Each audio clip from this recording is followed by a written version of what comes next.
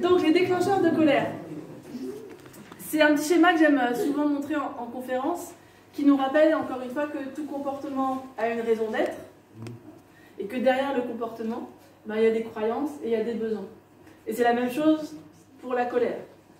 Lorsque un enfant fait une colère ou ressent la colère, c'est qu'il y a eu un déclencheur, et que derrière aussi ça, ben, il y a eu un besoin.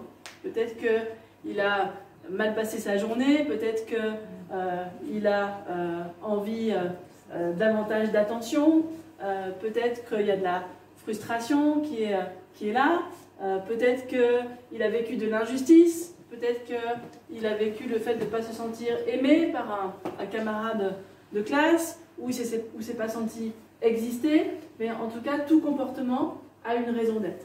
Donc notre rôle de parent, et bien sûr, c'est pas facile, mais c'est plutôt que de s'arrêter au comportement que je vois, ce fameux iceberg qui est visible, se dire ben, qu'est-ce qu'il y a en dessous.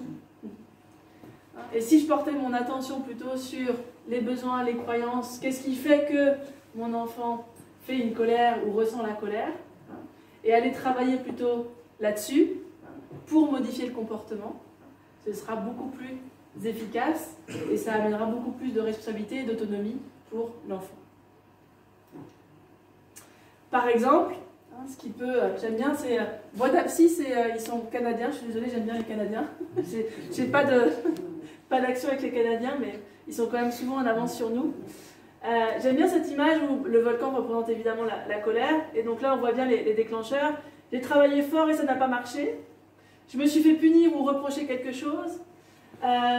Suis gênée, timide ou je ressens de la honte. Je manque de sommeil, j'ai faim, j'ai soif. Parfois c'est aussi simple que ça.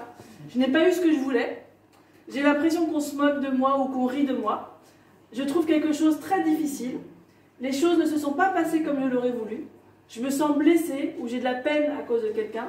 Je me sens irritée par tous les bruits. Je trouve ça injuste. Tout ça, ça peut être des raisons qui vont déclencher ce fameux volcan. Et puis, derrière la colère, se cachent souvent finalement d'autres émotions. Souvent, quand on gratte la colère, souvent on y trouve la peur, la tristesse, la douleur, la honte, peut parfois amener de la colère quand justement l'enfant n'est pas en capacité d'accueillir son émotion de tristesse, de peur ou de honte. Et ici, je vais vous inviter à nommer vos déclencheurs de colère. Qu'est-ce qui, selon vous, déclenche la colère? C'est quoi vos déclencheurs à vous? On en a vu certains plutôt liés aux enfants, mais qui peuvent bien sûr aussi concerner les adultes. Mais si vous pensez à vos propres déclencheurs, vos boutons de colère, sur quel bouton on a besoin d'appuyer pour que la colère, elle s'en vienne tout de suite pour vous, que vous allez voir. On va faire un joli nuage de mots avec tous vos déclencheurs. Alors Benoît Maranger, que je citais tout à l'heure, québécois, spécialiste de l'opposition, lui, à travers ses recherches, a mis en avant les 8 déclencheurs de colère, qui reviennent en tout cas le plus souvent, et qui concernent beaucoup les enfants, justement, ayant des troubles du neurodéveloppement.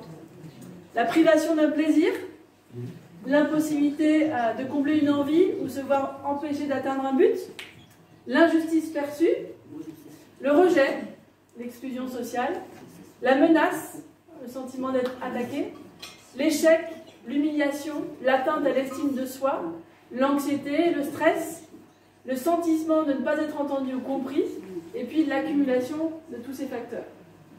Alors sur base de ça, et puis d'autres articles que j'ai lus, je me suis amusée, et puis j'en ai fait des cartes. Parce que je me suis dit, ben, ça peut être sympa avec les enfants, si on veut justement aller travailler ces boutons de colère, ou pour nous-mêmes, nous demander, tiens, aujourd'hui, ça a été quoi mes déclencheurs?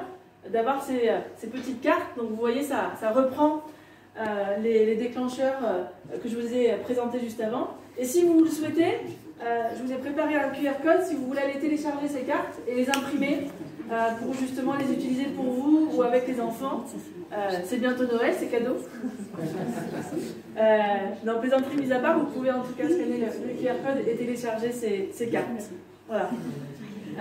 Parce que passer par des médiateurs comme ça, souvent, ça nous aide. Hein, on peut les laisser traîner sur la table du salon, et puis le soir, je m'assois, je me dis, tiens, aujourd'hui, ça a été quoi mes boutons de colère, ça a été quoi mes déclencheurs, hein, ça permet petit à petit de les repérer, d'en avoir conscience, et puis du coup, au moment où je les vis, ces déclencheurs, ben, ma conscience, elle sera plus éveillée, plus aiguisée, et j'aurai peut-être un peu plus de facilité du coup à m'en rendre compte et à éviter l'explosion, mais de pouvoir justement prendre à temps ce fameux déclencheur. Je vous remettrai le QR code si vous n'avez pas eu le temps, vous me le direz tout à l'heure, il n'y a pas de souci. Une citation de Vincent Van Gogh qui nous disait d'ailleurs que ces petites émotions sont les grands capitaines de nos vies et qu'à celles-là, nous obéissons sans le savoir. Quand on ne développe pas ses compétences émotionnelles et qu'on n'a pas conscience de comment ça fonctionne les émotions, effectivement, elles peuvent facilement nous submerger et facilement on peut avoir une réaction qu'on ne maîtrise pas, qu'on regrette parce que finalement, on ne l'a pas choisi, mais on l'a subi. Une autre citation que je vais citer après, je vais revenir après là-dessus, c'est de Viktor Frankl, qui nous dit que entre le stimulus et la réponse, il y a un espace. Dans cet espace est notre pouvoir de choisir notre réponse. Dans notre réponse réside notre croissance et notre liberté. Qu'est-ce que ça veut dire? Ça veut dire que ça nous rappelle qu'en réalité, on a le choix de nos attitudes et de nos comportements, si tant est, bien sûr, qu'on soit en capacité de pouvoir être à l'écoute de nos émotions. Vous allez me dire, bah oui, Manuel, c'est chouette tout ce que tu nous racontes, mais c'est pas si simple. Ben non, c'est pas si simple. Parce que ça va très vite. C'est la fameuse conquête de la demi-seconde. Parce que, vous savez, combien de temps ça met une émotion à se déclencher? Une demi-seconde. Oui, en tout cas, moins qu'une demi-seconde. En fait, le déclenchement de l'émotion, c'est au niveau de l'amygdale, pas l'amygdale là, mais l'amygdale cérébrale que je vous montrais, là, qui est dans le système limbique. Et une information visuelle, elle est traitée par notre cerveau à l'arrière ici, donc l'information visuelle arrive par les yeux, et elle est traitée dans l'arrière ici du cerveau. Et bien une émotion, elle se déclenche plus rapidement que le traitement d'une information visuelle. C'est pour ça que c'est très rapide et si difficile à maîtriser. Mais heureusement, c'est possible avec de l'entraînement. La première chose, c'est d'être à l'écoute de son corps, parce que c'est d'abord dans son corps qu'on va ressentir ses émotions. Et puis, c'est aller repérer ses déclencheurs pour pouvoir être un peu en vigilance et se dire, oula, tiens, là, le bouton de colère risque de s'activer. Je me connais maintenant, donc je vais aller me calmer le pompon avant que ça explose. Et donc, finalement, la meilleure des choses à faire quand on sent la colère qui monte, en fait, c'est de ne rien faire. C'est aussi simple que ça. Je sens la colère qui monte. Avant que ça prenne le dessus et que ça explose, je m'isole, je m'écarte, et puis je prends un temps de pause, je fais redescendre le couvercle, je me calme le pompon, et ensuite je peux avoir une attitude, en tout cas, normalement plus respectueuse. Et pour nos enfants, c'est pareil, d'essayer de leur apprendre à nommer leurs émotions. Je vois que tu es en colère, ok, là, ça va être le moment d'aller prendre une pause, on se reparle après quand tu es calmé. Parce que là, il n'y a rien de bon qui va ressortir. Donc la colère, c'est une vraie boussole intérieure. C'est une vraie boussole intérieure parce que, on l'a dit, elle nous permet de pouvoir identifier nos besoins. Elle fait le lien avec nos valeurs, parce que si à un moment donné, la colère, elle est déclenchée, c'est que forcément, ça a touché quelque chose qui est important pour moi. Ça nous permet de connaître aussi nos limites. Ça nous permet de pouvoir faire des choix, de prendre des décisions et d'avoir des attitudes et des comportements avec lesquels on est en cohérence, avec lesquels on est aligné.